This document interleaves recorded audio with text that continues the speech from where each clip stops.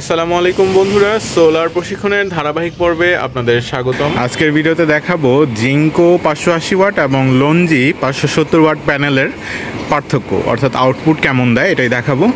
এই জিঙ্কোটা হচ্ছে মনোফেশিয়াল আর লঞ্জিটা হচ্ছে বায়োফেশিয়াল। Welcome to Tips and Travel Vlog, your virtual guide. ছাদে ঘোরাঘুরি না করে চলুন সরাসরি নিচে ইনভার্টারে চলে যাই।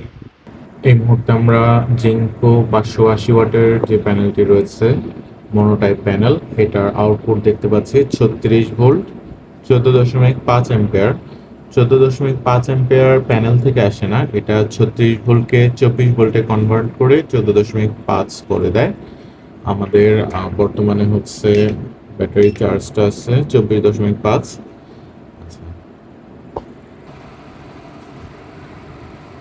আর এখানে আমরা যে প্যানেলটি দেখতে পাচ্ছি সেটা হচ্ছে লঞ্জি 570 ওয়াট। এটা থেকে আউটপুটও পাচ্ছি হচ্ছে 13 অ্যাম্পিয়ার 14 অ্যাম্পিয়ারের মতো, অর্থাৎ প্রায় সেম আউটপুটই পাচ্ছি আমরা। আউটপুটে কোনো রকম পার্থক্য দেখতে পাচ্ছি না। 14.5 সূর্যের আলোটা ওঠানামা করে, তাই আউটপুটটাও একটু একটু ওঠানামা করে। দর্শক বন্ধুরা, ভিডিওটি ভালো লাগলে ছোট্ট একটি লাইক দিতে ভুলবেন না। 14.26 অ্যাম্পিয়ার আসতেছে। এখন আমরা সেম টাইমে এটা দেখি, এটাও সেম 14 সামথিং আসতেছে, অর্থাৎ একই আউটপুট পাচ্ছি আমরা দুটো প্যানেল থেকে, তেমন একটা পার্থক্য নেই।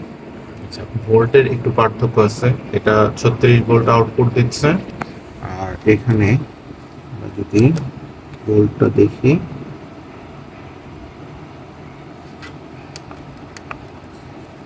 এটার থেকে 30 ভোল্ট আউটপুট পাচ্ছি মাত্র।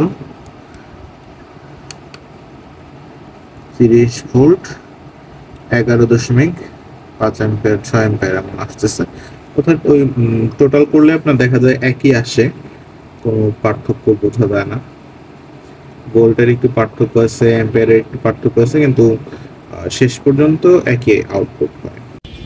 আজকের মতো এখানেই বিদায় নিচ্ছি। সবাই ভালো থাকবেন, সুস্থ থাকবেন। দেখা হবে আগামী পর্বে।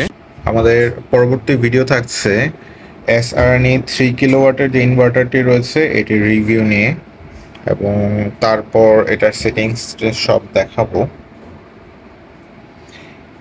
এই ইনভার্টারটি কেমন কাজ করছে তাও দেখাবো। এটি দিয়ে এসি, রাইস কুকার এগুলো চালিয়ে দেখাবো।